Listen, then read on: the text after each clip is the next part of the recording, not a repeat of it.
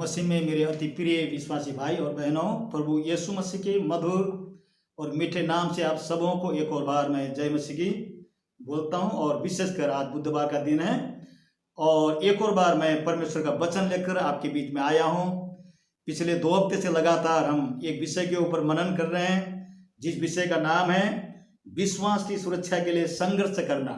हम 2 पार्ट उसका सुन चुके हैं, आज उसका 3rd पार्ट है, उसका जो है तीसरा भाग है, हम उसको देखेंगे। आज परमेश्वर की स्तुति हो।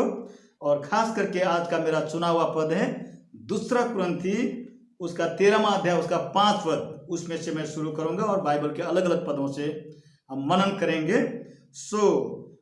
यहाँ पे इस तरह से लिखा है 2 कुरिन्थी 13 उसका 5 मैं पढ़ूंगा। यहाँ पर अपने आप को परखो कि विश्वास में हो कि नहीं, अपने आप को जांचो। क्या तुम अपने विषय में यह नहीं जानते कि यीशु मसीह तुम में है, नहीं तो तुम जांच में निकम्मे निकले। आमीन। परमेश्वर की स्तुति। मेरे प्रियो, हमें अपने विश्वास की सुरक्षा के लिए लगातार कई बातों के ऊपर ध्यान देना चाहिए, ख्याल रखना चाहिए। अगर यदि हम अपने विश्वास की जो है सुरक्षा के लिए केयर न करें, ख्याल न रखें, तो हमारा विश्वास कमजोर हो सकता है, दुर्बल हो सकता है और खत्म भी हो सकता है।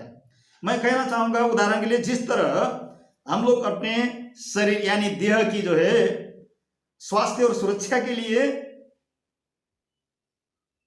नहाते हैं, हाथों को धोते हैं और कई चीज की जो है हम केयर करते हैं, हम अपने बॉडी का मेडिकल टेस्ट कराते हैं। यदि टेस्ट में शरीर के अंदर किसी अंग में, किसी भाग में कोई जो है बीमारी के लक्षण नजर आते हैं, तो हम तुरंत डॉक्टर के पास जाते हैं और डॉक्टर के सलाह के अनुसार मेडिसिन लेते हैं ताकि हमारी शरीर स्वस्थ रहे। मेरे प्रिय मित्रों, ठीक इसी तरह हमें अपने विश्वास की सुरक्षा के लिए भी गंभीरता पूर्वक ध्यान देना चाहिए। सो परमेश्वर की महिमा हो। और पहली बात जो मैं आपको आज कहना चाहता हूं वो है, हमें अपने विश्वास की सुरक्षा के लिए पहली बात है कि हमें पवित्र आत्मा की धीमी आवाज को सुनना चाहिए। परमेश्वर की महिमा मेरे प्रियो, क्योंकि हमारे विश्वास की बढ़ोतरी के लिए पवित्र आत्मा का एक बहुत बड़ा महत्व है। और हम अपने विश्वास को उन्नत में आगे बढ़ाना चाहते हैं या हम अपने विश्वास की सुरक्षा करना चाहते हैं, तो है ना, पहली बात है हमें पवित्र आत्मा की धीमी आवाज को सुनना चाहिए अपने अंदरूनी कान से।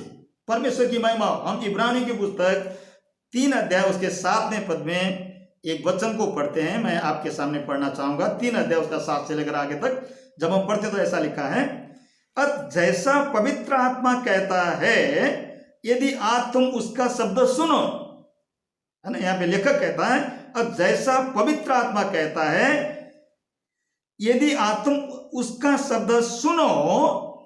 यहाँ पे जो सुनो लिखा है, शब्द सुनने का अर्थ है जब हम परमेश्वर की उपस्थिति में बैठे हैं और परमेश्वर अपने वचन के द्वारा हमारे हृदय को छूता है और हमें किसी कार्य को करने का बोझ देता है, या पवित्र आत्मा हमसे बात नहीं करता है और किसी कार्य को करने का बोझ देता है, तो हमें उस कार्य को तुरंत कर लेना चाहिए।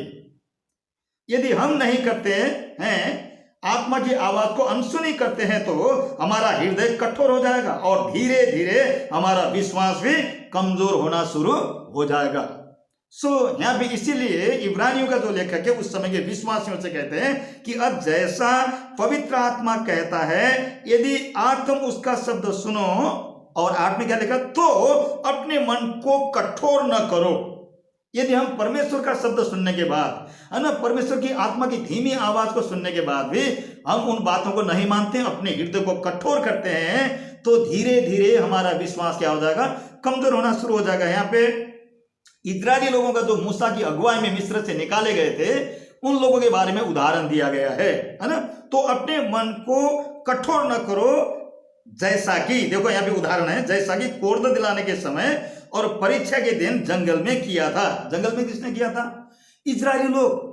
वो अद्भुत काम, चिन्ह और चमत्कार देखते थे, लेकिन थोड़ी सी आगे जाकर थोड़ा सा समस्या आ गया, फिर कुड़कुड़ाते थे, है ना। और कई बार परमेश्वर कई आज्ञाओं को, नियमों को उनको देता था, लेकिन वो मानने के लिए तैयार नहीं थे, जिद्दी होते थे।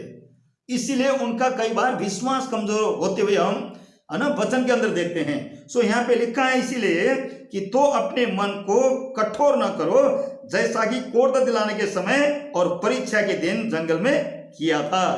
सो यहाँ पे साफ साफ लिखा है। इसलिए मेरे प्रियो मैं आपको कहना चाहता हूँ ये इजरायली लोगों के बारे में लिखा गया है। अगर यदि हम भजन संहिता 95 अध्याय उसका जो है 8 से लेकर 9 पढ़ते हैं, वहां पर भी हम इस वचन को देख सकते हैं। भजन संहिता 95 चैप्टर उसका 8 से लेकर पढ़ते तो ऐसा लिखा है, अपना अपना हृदय ऐसा कठोर मत करो जैसा मरीबा में वो मस्सा के दिन जंगल में हुआ था। ये मरीबा और मस्सा वो था जहां पर है ना इनको पीने के लिए पानी नहीं मिली थी और वहां पर ये कुड़कुड़ाना शुरू हो गए थे। तब तुम्हारे पुरखाओं ने मुझे परखा, उन्होंने मुझको जांचा और मेरे कामों को भी देखा। और वो 10वें पद में लिखा है, 40 वर्ष तक मैं उस पीढ़ी के लोगों से रूठा रहा और मैंने कहा ये तो भटकने वाले मन के हैं और इन्होंने मेरे मार्गों को नहीं पहचाना। मेरे प्रिय मित्रों, यदि हम परमेश्वर की धीमी आवाज को, पवित्र आत्मा की आवाज को नहीं सुनते हैं तो हमारा विश्वास नहीं बढ़ेगा, धीरे धीरे धीरे लो होता जाएगा। इसीलिए मेरे प्रिय मित्रों, हमें परमेश्वर की धीमी आवाज जो हमारे हृदय से बातें करती है उस आवाज को नहीं ठुकराना चाहिए, हमें उस आवाज को सुनना है। जब एक विश्वासी का मन कठोर हो जाता है, मैं आपको कहना चाहूंगा जब एक व्यक्ति का मन या विश्वासी का मन कठोर हो जाता है तो वो परमेश्वर के वचन सुनकर समझने की क्षमता खो बैठता है। वचन पढ़ता है लेकिन समझ में नहीं आएगा क्योंकि मन कठोर है, और वचन को सुनने की कोशिश करेगा नहीं समझेगा, प्रार्थना करेगा डीप में नहीं जाएगा, कारण मन क्या है, कठोर है। और हम इसका उदाहरण अच्छा भला देख सकते हैं मरकुस की पुस्तक 6 अध्याय उसके 52 पद में प्रभु यीशु मसीह के चेलों के बारे में जब हम देखते हैं वहां पर, और मरकुस 6 अध्याय उसका 52 पढ़ सकते हैं। ऐसा लिखा है, वे उन रोटियों के विषय में न समझे थे। किन रोटियों के विषय में? जब प्रभु यीशु मसीह ने 5000 लोगों को चमत्कारी तरीके से रोटी खिलाया था। इतना बड़ा चमत्कार देखने के बाद भी यीशु के जो चेले थे उन बातों को समझ नहीं पाए थे, परमेश्वर के वचन नहीं समझ पा रहे थे। ऐसा लिखा, वे उन रोटियों के विषय में न समझे थे क्योंकि उनके मन क्या हो गए थे, कठोर हो गए थे। जब हमारे मन कठोर होते हैं हम परमेश्वर की डीप गहरी शिक्षा को समझ नहीं पाते मेरे प्रियो। इसीलिए हमें अपने मन को कठोर होने नहीं देना मेरे प्रियो, है ना। यहाँ पे साफ साफ लिखा है कि तुम उन इजरायलियों के समान अपने मनों को कठोर मत करो जो क्रोध दिलाने के दिनों में जंगल में उन्होंने किया था, ऐसा मत करो करके परमेश्वर के वचन के अंदर साफ साफ लिखा है। परमेश्वर की स्तुति हो।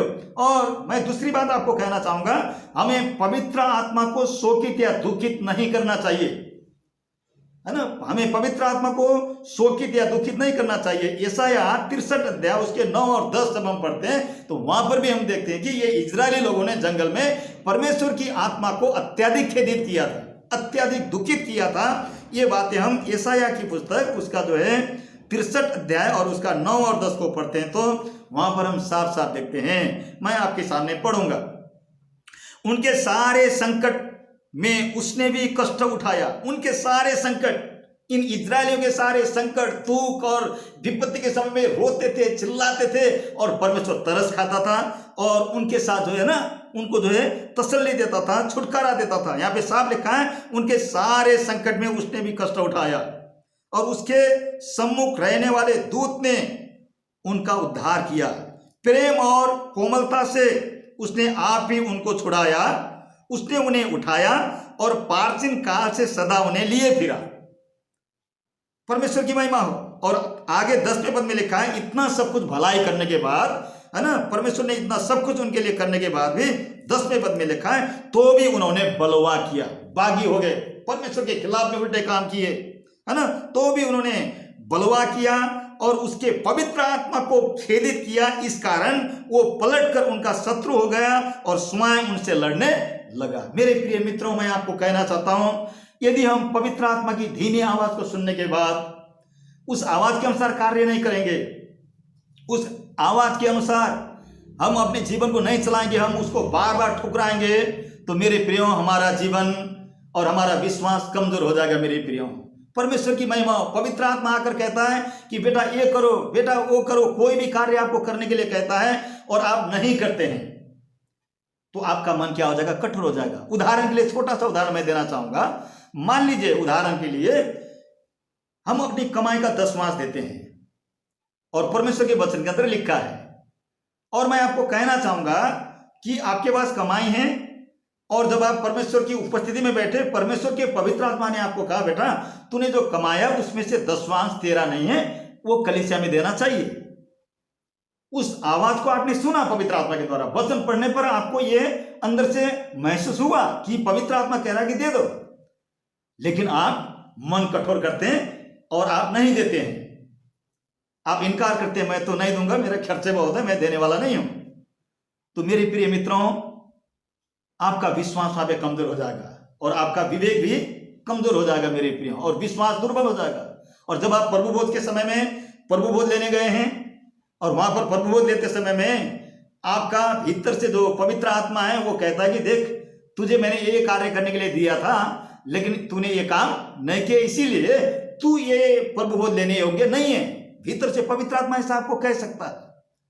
इससे क्या होगा कि आपका विश्वास कमजोर हो जाएगा। इसलिए जब पवित्र आत्मा हमसे कोई बातें करता है, कुछ कार्य को करने के लिए कहता, तो हमें तुरंत करना चाहिए मेरे प्रियो। यदि हम नहीं करते तो हमारा विश्वास कमजोर हो जाएगा, हम दुर्बल हो जाएंगे और हम जिस प्रकार से संघर्ष करना चाहिए वह संघर्ष नहीं कर पाएंगे।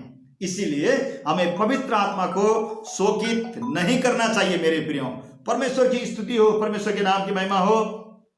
हम आगे देखते हैं इफिसियों 4 अध्याय उसके 30 पद के अंदर भी एक बहुत ही महत्वपूर्ण वचन संत पौलुस ने लिखे हैं। इफिसियों 4 उसका 30 पद के अंदर भी ऐसा लिखा है, परमेश्वर के पवित्र आत्मा को शोकित मत करो, जिससे तुम पर छुटकारे के दिन के लिए छाप दी गई है। परमेश्वर के पवित्र आत्मा को शोकित मत करो। और पवित्र आत्मा शोकित कब होता है मेरे प्रियो? जब बार बार हम गलतियां करते हैं और पश्चाताप करने से इनकार करते हैं, और जब बार बार वो कुछ कहता है करते नहीं, तब उसके बाद शोकित हो जाता है। उदाहरण के लिए जिस प्रकार से है ना, वो पिता जो अपने बेटे से दुखी होता है ना, बेटे को बोला बेटा ये काम करो, लेकिन वो काम करने के लिए तैयार नहीं है, उल्टा अपने पापा को जवाब देता है, उल्टा बोलता है, और पापा उसको कह रहे बेटा जाके मार्केट से सब्जी लेकर आओ, लेकिन वो जाने के लिए तैयार नहीं है। पापा कहता है कि बेटा है ना ये कूड़ा ले जाकर बाहर फेंको, लेकिन वो कहते कि मैं फेंकने वाला नहीं हूं, है ना। बार बार इस प्रकार से आज्ञा नहीं मानने से माँ बाप क्या होते हैं?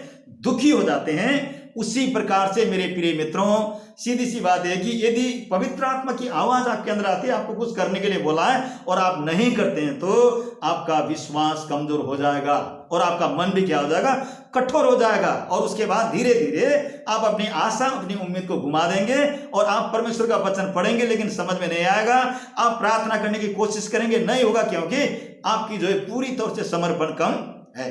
सो इसीलिए हमें पवित्र आत्मा की धीमी आवाज को सुनने के प्रति सचेत रहना चाहिए। इसीलिए इब्रानियों की पुस्तक उसके 3 अध्याय और उसके 7 और 8 में इसीलिए यहाँ पे लेखक कहता है कि अब जैसा पवित्र आत्मा कहता है, यदि आज तुम उसका शब्द सुनो तो अपने मन को कठोर ना करो। मेरे प्रियो, जब हम आवाज को सुनते हैं, शब्द को सुनते हैं, तो हमें अपने मन को कठोर नहीं करना चाहिए, है ना। जैसा कि कोर्द दिलाने के समय और परीक्षा के दिन जंगल में किया था। और आगे 9 पद में लिखा है, जहां तुम्हारे बाप दादों ने मुझे जांच कर परखा और 40 वर्ष तक मेरे काम को देखे, इस कारण मैं उस समय के लोगों से क्रोधित रहा और कहा इनके मन सदा भटकते रहते हैं और इन्होंने मेरे मार्गों को नहीं पहचाना।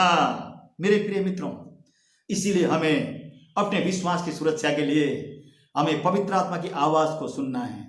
अपने मन को कठोर नहीं करना चाहिए, है ना। कभी कभी परमेश्वर का वचन जबरदस्त तरीके से हमसे बात करता है, लेकिन फिर भी हम अगर यदि मन को कठोर करते हैं तो हमारा विश्वास कमजोर हो जाएगा। इसलिए 12वें पद में, और यहाँ पे 12वें पद में लेखक जो है विश्वासियों से कहते हैं, हे भाइयों चौकस रहो कि तुम में ऐसा बुरा और अविश्वासी मन न हो, बुरा और अविश्वासी मन न हो जो तुम्हें जीवते परमेश्वर से दूर हटा ले जाए। इसीलिए मेरे प्रिय मित्रों, ये बुरा और अविश्वासी मन कब होगा? जब हम कठोर हो जाएंगे, जब हम आज्ञाओं को नहीं मानेंगे, जब हम परमेश्वर के वचन को सुनने के बाद, है ना, पवित्र आत्मा की आवाज को सुनने के बाद भी हम अपनी मर्जी से चलना चाहेंगे, तब वहां पे जाकर हमारा विश्वास कमजोर हो जाएगा। इसीलिए मेरे प्रियो, हमें अपने विश्वास की सुरक्षा के लिए है ना पवित्र आत्मा की धीमी आवाज को सुनना है। हमें पवित्र आत्मा को शोकित नहीं करना चाहिए। यदि हम बार बार है ना आज्ञा को तोड़ते हैं तो पवित्र आत्मा शोकित हो जाता है। उसके बाद जो हमारे अंदर विश्वास है वो कमजोर होना शुरू हो जाता है मेरे प्रिय मित्रों। और तीसरी बात मैं आपको कहना चाहूंगा, हमें अपने मन या विवेक को भी शुद्ध रखना चाहिए। हमें अपने मन या विवेक, जो भीतर अंदर की जो हमारा विवेक है, उस विवेक को भी शुद्ध रखना चाहिए।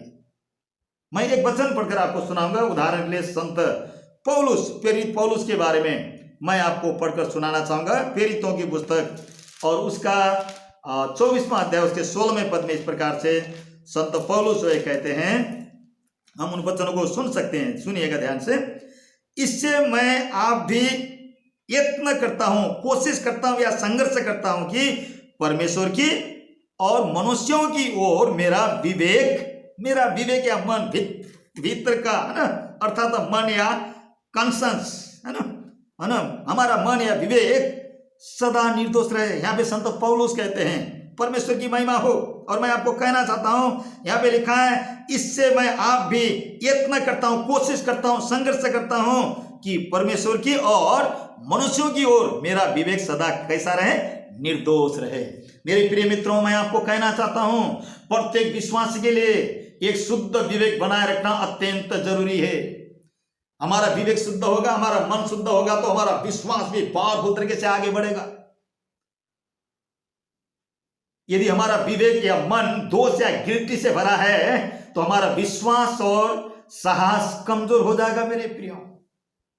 हमारा विश्वास और साहस कमजोर हो जाएगा। मैं आपको कहना चाहता हूं, जिस प्रकार यूहन्ना ने जो है अपनी पहली पत्री उसके 3 अध्याय उसके 21वें पद में वो कहते हैं, यूहन्ना की पहली पत्री उसका 3 अध्याय का और 21 पद में हम पढ़ते हैं, वो कहते हैं उस समय के वहां के विश्वासियों से, हे प्रियो, यदि हमारा मन हमें दोष न दे। कितनी अच्छी बात लिखा है, हे मेरे प्रियो, अगर यदि हमारा मन या हमारा विवेक हमें दोष ना दे तो परमेश्वर के सामने हमें परमेश्वर के सामने हियाव होता है। यदि हमारा मन हमें दोष ना दे तो हमें परमेश्वर के सामने क्या होगा, हियाव का मतलब हिम्मत होगा। हमारे अंदर विश्वास होगा, हम विश्वास से प्रार्थना करेंगे, साहस के साथ बोलेंगे। हमारा मन हमें दोष ना दे तो, यदि हमारा मन हमें दोष देता है तो हमारा विश्वास निर्बल हो जाएगा और हम कमजोर हो जाएंगे और हम सही ढंग से न तो प्रार्थना कर पाएंगे, ना ही हम है ना संघर्ष में आगे बढ़ पाएंगे। मैं एक छोटा सा उदाहरण बताना चाहूंगा, है ना। उदाहरण के लिए मान लीजिए आप किसी के लिए प्रार्थना कर रहे हैं, मुझसे तो आप जबरदस्त प्रार्थना कर रहे हैं कि यीशु के नाम से दुष्ट आत्मा निकल लो, यीशु के नाम से बीमारी ठीक हो जाए, यीशु के नाम से सारे बंधन टूट गया, मुझसे जबरदस्त तरीके से यीशु का नाम प्रयोग कर रहे हैं। लेकिन अंदर आपका विवेक कहता है जितना मर्जी चिल्लाना हो चिल्ला, कुछ होने वाला नहीं है। क्यों? क्योंकि विवेक दोष से क्या है, भरा पड़ा है। विवेक दोष से भरा पड़ा है। अंदर दूषित हृदय होने के कारण आप कमजोर हो जाते हैं और आप विजय को हासिल नहीं कर पाएंगे। इसलिए हमारा विवेक दोषी नहीं होना चाहिए मेरे प्रियो, है ना। अंदर से आपका विवेक कहता है ना, जितना मर्जी चिल्लाना हो चिल्ला, लेकिन कुछ होने वाला नहीं है, क्योंकि मन या विवेक क्या है, साफ और शुद्ध नहीं है। अब प्रश्न यह है, एक विश्वासी का विवेक या मन कैसे दूषित या दोष से भर जाता है? ध्यान से सुनिएगा प्रश्न, एक विश्वासी का विवेक या मन कैसे दूषित या दोष से भर जाता है? उत्तर है, जब एक विश्वासी जानबूझकर कोई पाप और बुराई करता है और उस पाप और बुराई को करने के बाद अपने पापों से मन नहीं फिराता है, पश्चाताप नहीं करता है और उस अधर्म पर बना रहता है, गलती को स्वीकार नहीं करता है, तब उसका विवेक और मन दूषित हो जाएंगे, पाप से भर जाएंगे और उसके बाद साहस और शक्ति नहीं रहेगा। उदाहरण के लिए मान लीजिए एक विश्वासी को पता है कि शराब पीना गलत है, पाप है। चर्च में कई बार सुना शराब पीना सही नहीं है, लेकिन किसी अन्य जातियों की शादी में गया और वहां पे उसके अन्य जाति मित्रों ने उसको प्रेशर दिया, यार कुछ नहीं होता, पी यार, ऐसे कर करके उसने दारू पी लिया। शराब पीने के बाद वो घर में आया, भीतर से विवेक ने उसको कोसना शुरू किया, तूने अच्छा काम नहीं किया, तूने अशुद्ध चीज पिया है, तू प्रभु भोज की रोटी भी लेता है और कचौरा भी लेता है, और तूने ये सब पिया, तू योग्य नहीं है, तूने पाप किया, गलत काम किया है, तू तुरंत मन फिरा, तुझे पश्चाताप करना चाहिए। विवेक कहता है अंदर से, अगर वो वहां पर तुरंत घुटने टेक कर रो रो कर पश्चाताप करता और बादशाह बनता कि आगे से मैं ऐसा काम कभी भी नहीं करूंगा, तो उसका विवेक तुरंत शुद्ध हो जाएगा। क्योंकि परमेश्वर का वचन कहता है, यदि हम है ना अपने गुनाहों को मान ले तो प्रभु यीशु मसीह का लहू हमारे सारे अधर्मों को, सारे पापों को धोकर शुद्ध करने में विश्वास योग्य और धर्मी है। यदि हम कहते कि हमने कोई गुनाह नहीं किया तो हम किसी दूसरे को धोखा नहीं देते हैं। वचन कहता है हम अपने आप को धोखा देते हैं। सो मेरे प्रियो, जब वो गलती करने के बाद पश्चाताप करता है, उसको फीलिंग होता है अंदर से कि मैंने कुछ गलत किया है, और तुरंत पश्चाताप करता है, तो मैं कहता हूं कि परमेश्वर तुरंत उसके विवेक को शुद्ध करेगा, उसको मिला हुआ उद्धार का आनंद फिर प्राप्त हो जाएगा, और उसके जीवन के अंदर बिल्कुल उसका विवेक उसको दोष नहीं देगा। अगर यदि वो पश्चाताप नहीं करता, गलती करने के बाद अपनी कमियों को स्वीकार नहीं करता है, तो उसका विवेक और विश्वास दोनों जो है दूषित हो जाएंगे, और वो जो है कमजोर हो जाएगा। इसलिए मेरे प्रियो, जब कोई गलती या कमी होती है तो हमें तुरंत है ना हमें पश्चाताप करना चाहिए परमेश्वर की स्तुति। इसीलिए है ना यहाँ पे साफ साफ लिखा है, 1 यूहन्ना उसका 3:21 में साफ साफ इसलिए लिखा है कि हे प्रियो, यदि हमारा मन हमें दोष न दे तो हमें परमेश्वर के सामने क्या होता है, हिम्मत होता है, हियाव होता है। मेरे प्रियो, परमेश्वर की महिमा हो। प्रार्थना करने के लिए साहस चाहिए, वचन पढ़ के समझने के लिए भी हमारे अंदर है ना विश्वास की भरपूरी होना चाहिए। यदि हमारा अंदर से विश्वास कमजोर है तो हम संघर्ष नहीं कर पाएंगे मेरे प्रियो। इसलिए हमारे अपने विश्वास को है ना मजबूत करने के लिए हमें जो है विवेक को भी शुद्ध रखना चाहिए, अपने विवेक, अपने मन को शुद्ध रखना चाहिए। यदि हमारा मन दोष से भरा हुआ है तो हम संघर्ष नहीं कर पाएंगे। जैसे संघर्ष करने लगेंगे, मन और विवेक बोलेगा तू पापी है, तू अधर्मी है, और हमारा विवेक कमजोर हो जाएगा, हम साहस के साथ कार्य को नहीं कर पाएंगे। मैं आपको लास्ट में एक जो है रियल घटना बताकर समाप्त करना चाहता हूं। पिछले साल मैं एक चर्च में प्रचार करने के लिए गया था, और वहां के पास्टर ने मुझसे बोला कि पास्टर, हमारे चर्च में आप आइए और आप पारिवारिक जीवन के ऊपर प्रचार करना है, पति पत्नी के विषय में, माँ बाप और बच्चों के विषय में, उसके बारे में थोड़ा बढ़िया से आप प्रचार करना है। मैं कई दिनों प्रार्थना किया और तैयारी के साथ मैं उस चर्च में गया। 2 दिन की मीटिंग थी और मैं लगातार पारिवारिक विषय में बोल रहा था। और जब एक दिन प्रचार कर चुका, मैं प्रचार करके मैं जब बाहर आकर बैठ गया तो एक लगभग 60 साल के बुजुर्ग व्यक्ति मुझसे मिलने के लिए वो कोशिश कर रहे थे। उन्होंने मुझसे कहा, पास्टर क्या 2 मिनट मुझे मिल सकता है, मैं आपसे कुछ बातें करना चाहता हूं। उनके चेहरे में निराशापन थी, लेकिन वो सबके सामने मिलना नहीं चाहते, वो कहते थे मैं अकेले में मिलना चाहता हूं। मैंने बोला ठीक है, मैं मिलूंगा।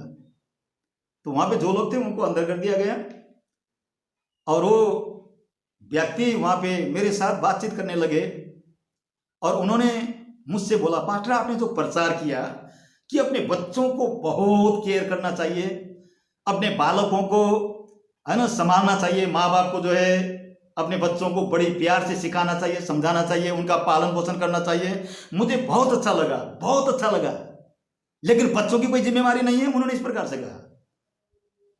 मैंने बोला क्या हो गया भैया, बोलो तो सही। ठीक है, मैंने अपने बच्चों का पालन पोषण किया। वो बोलने लगे, मेरे जो है 2 बच्चे हैं, एक बेटा है एक बेटी है। मैंने इन दोनों बच्चों को पढ़ाने के लिए बहुत परिश्रम किया, दिहाड़ी मजदूरी की, मैंने कोठियों में बर्तन साफ किए, मैंने झाड़ू लगाया, मैंने पोछा लगाया, मैंने रेडी चलाया, मैंने रिक्शा चलाया। इन दोनों बच्चों को मैंने बैचलर पास कराया, इनको जो है डिग्रियां दिलाई। उनमें से जब बड़ा बेटा जवान हो गया, मैंने उसकी बहुत मेहनत करके शादी कराई, और उसमें लगभग 7 लाख रुपए मैंने खर्चा किया। उसके बाद उसका 2 बच्चे उत्पन्न हो गए। उन दोनों बच्चों का भी मैं अभी भी पालन पोषण कर रहा हूं। उसको मैं पालन पोषण कर रहा हूं, उसकी पत्नी का मैं पालन पोषण कर रहा हूं। उसने बोला मैं बिजनेस करना चाहता हूं, और जब बिजनेस करने की बात है मैंने उसको कई है ना धन के द्वारा भी सहायता किया, और मैंने उसके लिए घर बना के दिया, बैठने के लिए कोई चीज की दिक्कत नहीं है। तो मैंने उनसे पूछा फिर अब क्या बात कहना चाहते हो आप? वो कहता पास्टर इतना सब कुछ करने के बाद भी छोटी सी बात मैं अपने बेटे को समझाने की जब कोशिश करता हूं तो बेटा तुरंत आग बबूला होता है और मारने के लिए खड़ा हो जाता है, हाथ को जो है सिमलता और कहता कि मैं तुझ बुड्ढे को कूट डालूंगा, तुझे मार डालूंगा। क्या यही है बाइबल की शिक्षा? क्या यही है परमेश्वर का वचन ऐसा कहता है? मैंने बोला नहीं, ऐसा नहीं कहता है। तो मेरा बेटा तो ऐसा ही कर रहा है, मैं बहुत दुखी हूं, मैं बहुत परेशान हूं। मैंने इतना सब कुछ करने के बाद भी वो कहता कि मैं कूटूंगा, मैं मारूंगा। और जानते बाटे वो कौन है? मेरा बेटा क्या करता है?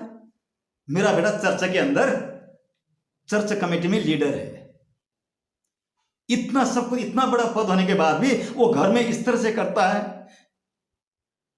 वो मनुष्य या जानवर है मुझे समझ में नहीं आ रहा है। क्या उसका विवेक उसे दोषी नहीं ठहराता है? तो मैंने समझ लिया उस बुजुर्ग के मन के अंदर बहुत सारे दर्द थे और रोने लगे। मैंने बोला हाँ, उसका विवेक शायद उसको दोष देना छोड़ दिया है। अगर यदि उसके अंदर विवेक होता तो कम से कम सोचता कि जिस पापा ने, जिस माँ बाप ने इतने प्रकार से पाला पोसा है तो उनके प्रति धन्यवादित होने के बजाय उन माँ बापों को रुला रहा है। इसका अर्थ यह है कि उसका विवेक अभी जो है सत्य बातों को समझने की ताकत भी नहीं रखता है, उसका विवेक मर चुका है। सो मेरे प्रिय मित्रों, उस दिन उस जो है पापा की जो रोते हुए आंखों को देखते हुए मुझे भी अंदर से थोड़ा सा दर्द लगा।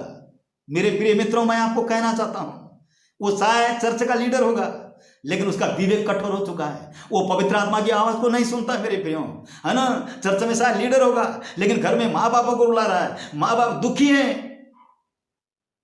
ऐसा आपके द्वारा और मेरे द्वारा नहीं होना। तो मैं आपको कहना चाहता हूं एक विवेक से भरा हुआ, एक आत्मा से भरा हुआ, एक है ना जो पवित्र आत्मा की आवाज को सुनने वाला व्यक्ति, एक विवेक को है ना समझने वाला व्यक्ति तुरंत पश्चाताप करेगा, तुरंत गलतियों को स्वीकार करेगा, तुरंत अपने गुनाहों को मानेगा और आशीष मिलेगा।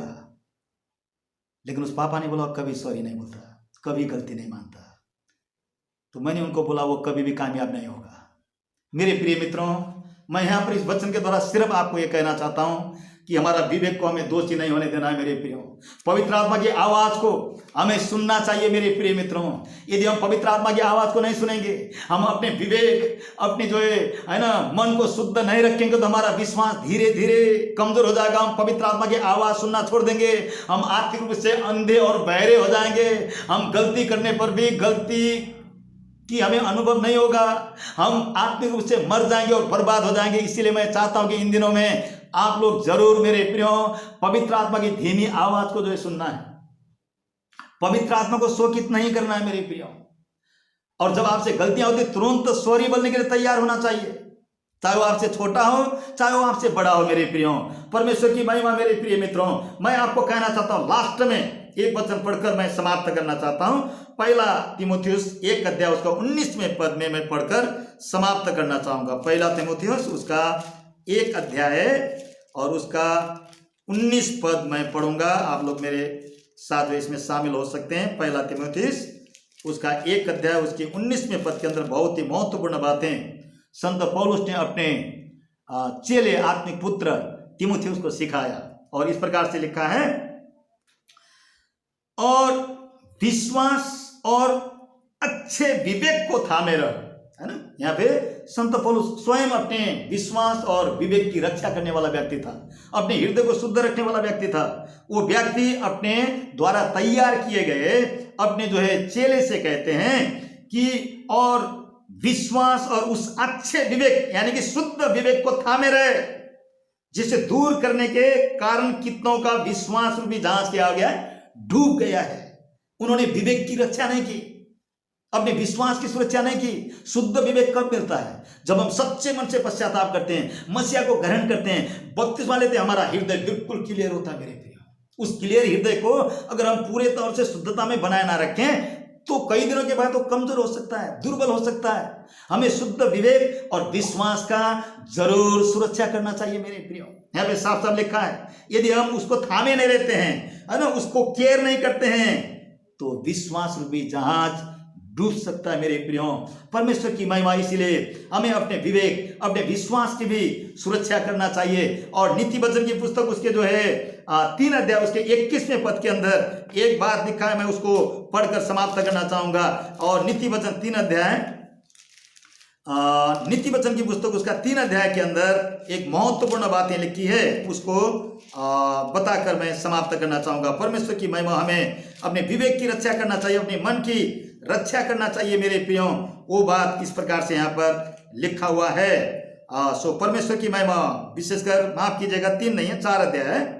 सो इस प्रकार से लिखा है, सबसे अधिक अपने मन की रक्षा कर, सबसे ज्यादा अपने मन की रक्षा कर, क्योंकि जीवन का मूल स्रोत तेरा मन या विवेक है।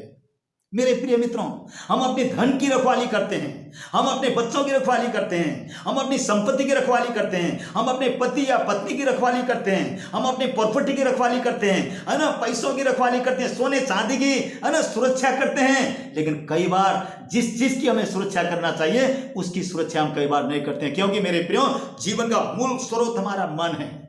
और मेरे प्रियो, विश्वास भी कहां पर है? हमारे मन में ही है विश्वास। अगर यदि आप रोमियो 10:9 पढ़ेंगे तो, यदि तू मन से विश्वास करे, विश्वास कहां पर है? मन में है। यदि हम मन की सुरक्षा नहीं करते हैं तो विश्वास की सुरक्षा भी नहीं करते हैं। सबसे ज्यादा हमें अपने मन की सुरक्षा करना चाहिए। यदि हम मन की सुरक्षा करेंगे तो हमारा विश्वास भी आगे बढ़ेगा। यदि हमारा विवेक हमसे कहता है तूने गलत किया, तुरंत पश्चाताप कर, हमें पश्चाताप करना चाहिए, तुरंत क्षमा होगा और हमारा लाइफ फिर से वैसा का वैसा हो जाएगा। मेरे प्रिय मित्रों, इसीलिए मैं आज इस वचन के द्वारा आप लोगों को इंकरेज करना चाहता हूं। अंतिम में, निष्कर्ष में मैं प्रश्न पूछकर जो समाप्त करना चाहूंगा, क्या आप एक साहसी विश्वासी बनना चाहते हैं? क्या आप सचमुच में अपने विश्वास की रक्षा करना चाहते हैं? 3 बातें हैं। सबसे पहला, पवित्र आत्मा की धीमी आवाज को लगातार सुनते रहें, उस आवाज को न ठुकराएं मेरे प्रियो। दूसरी बात, पवित्र आत्मा को शोकित या दुखित ना करें। अगर यदि वो शोकित हो गया, दुखित हो गया, तो आपका विश्वास कमजोर होना शुरू हो जाएगा। अपने विवेक या मन को शुद्ध रखें, गलती होने पर तुरंत पश्चाताप करें, गलतियों को माने और परमेश्वर आपको आशीष देगा। परमेश्वर की स्तुति हो, परमेश्वर के नाम की महिमा। मेरे प्रियो, इस समय लास्ट प्रार्थना करते मैं समाप्त करना चाहूंगा। सो प्रभु आपको बहुत ही आशीष दे। जब आप इस वचन को सुनते हैं तो प्रार्थना के साथ लास्ट में आप जो सिरों को झुकाकर प्रार्थना करें, प्रभु आपको आशीष देगा। अगर यदि आपका विवेक दोषी है, यदि पवित्र आत्मा आपको कुछ काम करने के लिए दे रहा है, यदि आपने अभी तक नहीं किया तो उन कामों को करें मेरे प्रियो। परमेश्वर का वचन साफ साफ कहता है, जब हम परमेश्वर के सामने दीन और नम्र होकर उसके सामने हलील होकर अपनी दुर्बलताओं को स्वीकार करते हैं तो परमेश्वर हमें आशीष देते हैं। आइए सिरों को झुकाएं, आंखों को बंद करें। पिता यीशु मसीह के नाम से मैं तेरा दास होने के नाते इस समय प्रार्थना करता हूं मेरे प्रिय विश्वासी भाई और बहनों के लिए जो इस वचन को सुनेंगे। प्रभु ये राजा, तेरा वचन आग में ताए हुए सोने से भी बहुमूल्य मेरे स्वामी। हम आपको धन्यवाद देते हैं, आपकी तारीफ करते हैं। इन दिनों में हर बुधवार के दिन हम हमारे विश्वास की सुरक्षा में किस प्रकार से करना, उन बातों पर सीख रहे हैं। यदि इन वचनों को बड़े ध्यान से सुने तो महत्वपूर्ण बातें इसके अंदर है। मेरे परमेश्वर, मैं इस समय दुआ मांगता हूं, विशेष करके तेरा हाथ तेरे बच्चों के ऊपर रहे। जितने भी लोग इस वचन को सुनेंगे, इनके जीवन के अंदर तेरा अनुग्रह बना रहे। प्रभु सचमुच में जो लोग इस वचन को सुनने के बाद कमी अपने अंदर देखते हैं और मन फिराते हैं, उनके जीवन के अंदर आपकी आत्मा का 2 गुना अभिषेक सामर्थ्य उनके ऊपर आ जाए। मेरे स्वामी, मैं दुआ मांगता हूं, अनुग्रह कर। ये वचन प्रभु 30 गुना, 60 गुना, 100 गुना फल लेकर आने पाए। हमारा विश्वास निरंतर आगे बढ़ने पाए। प्रभु हमारे विश्वास को कमजोर करने वाली, हमारे विश्वास को दुर्बल करने वाली, हमें भटकाने वाली जितने भी बंधन से उनके ऊपर विजय दे मेरे स्वामी। उनके ऊपर हमें ओ हालेलुया प्रभु विक्टोरी दे मेरे स्वामी, ताकि हम तेरी महिमा करने पाए। धन्यवाद देते हैं प्रभु, आपने दुआ को सुना है। प्रभु यीशु के नाम से दुआ मांगते हैं, आप दया करके इस दुआ को सुन और कबूल कर प्रभु यीशु के नाम से। आमीन आमीन आमीन। प्रभु आप सबों को इस वचन के द्वारा आशीष दे। God bless all.